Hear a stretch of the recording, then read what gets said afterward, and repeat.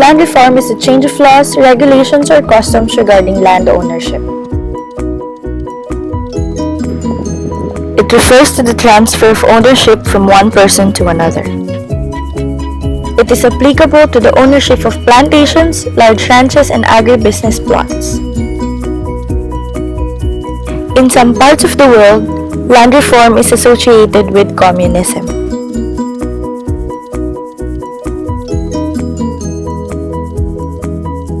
Meanwhile, agrarian reform includes land reform and other supportive measures to make beneficiaries economically viable and self-reliant.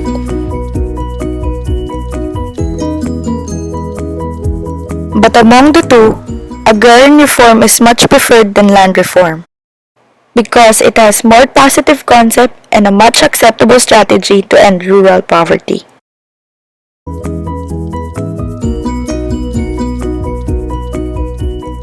Now let's get to the root of the problem.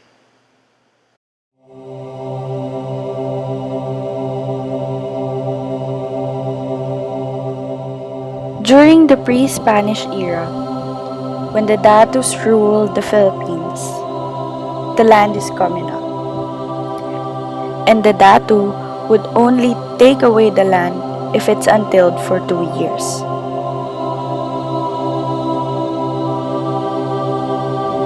When the Spaniards came, the encomienda system was established to the country. But this resulted to the Spaniards' abuse of power, and therefore the Filipinos started to hate them. It was during the time of the Americans where the misery of the Filipino farmers ascended, as they established laws that expand the base of small land holdings and distribute the land ownership among Filipinos.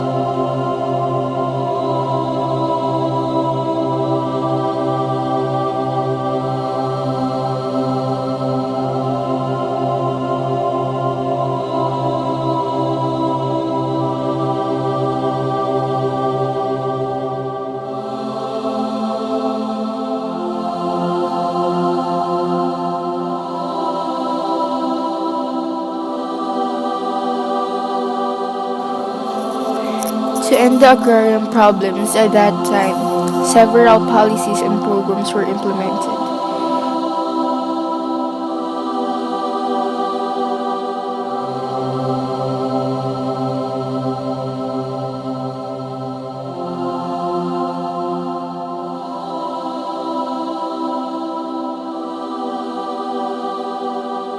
However, it did not improve the lives of the farmers because they were given small plots of land and it's difficult to implement the programs.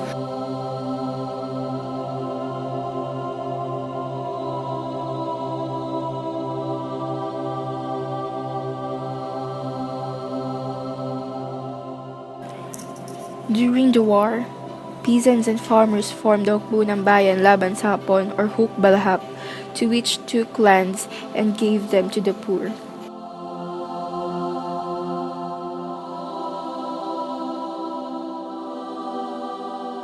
But when the war ended, the landlords took back their property with the help of the authorities.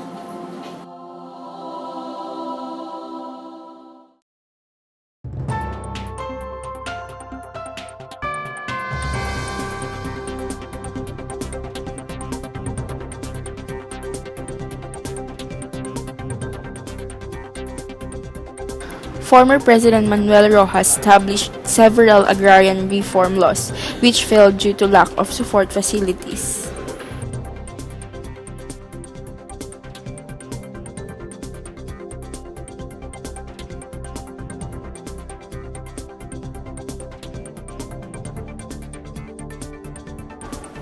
Elpidio Quirino. Quirino made Executive Order No. 355, which failed because of limited post-war resources.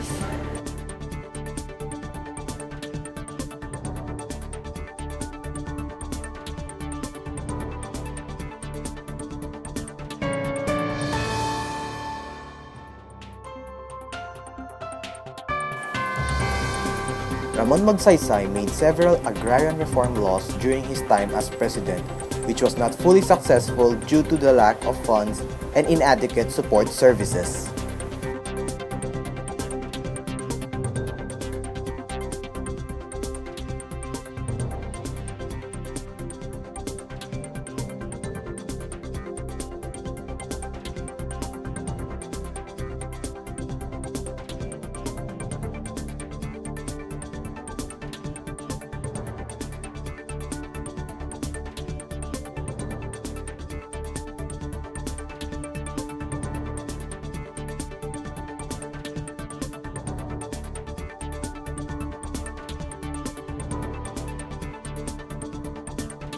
Diosdado Macapagal, who became president after Magsaysay, earned the name Father of Agrarian Reform.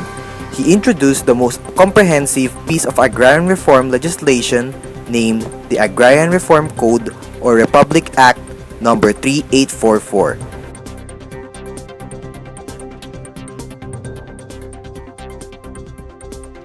Despite this, the Congress did not make a bill for its funding.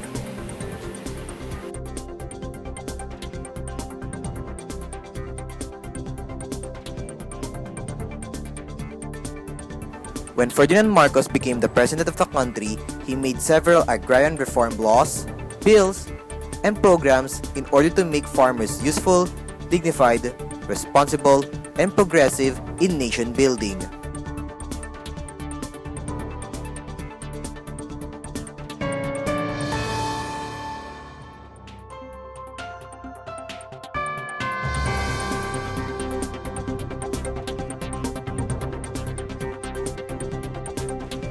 When Corazon Aquino became the president of the country after Marcos, she introduced new agrarian reform laws and programs, including the Comprehensive Agrarian Reform Program.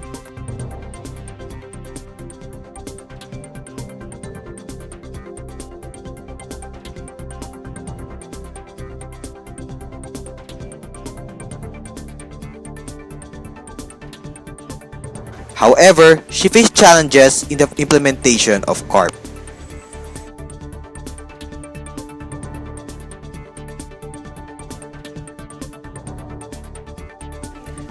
When Fidel V. Ramos became president, he brought back the support of key stakeholders of CARP.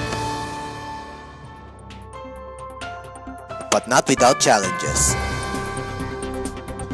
But despite that, he still got one of the biggest accomplishments in terms of land acquisition and distribution. During his time as the president of the country, Joseph Estrada tried to improve agrarian reform by introducing the Magkasaka program, reworking performance targets, and by forging alliances with other countries.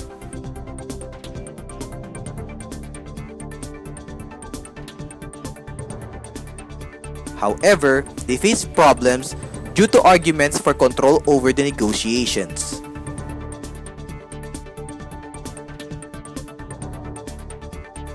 When Gloria Macapagal Arroyo became president in 2001, she improved CARP by giving it a new implementing framework, and she expanded its scope in the Comprehensive Agrarian Reform Program extension with reforms.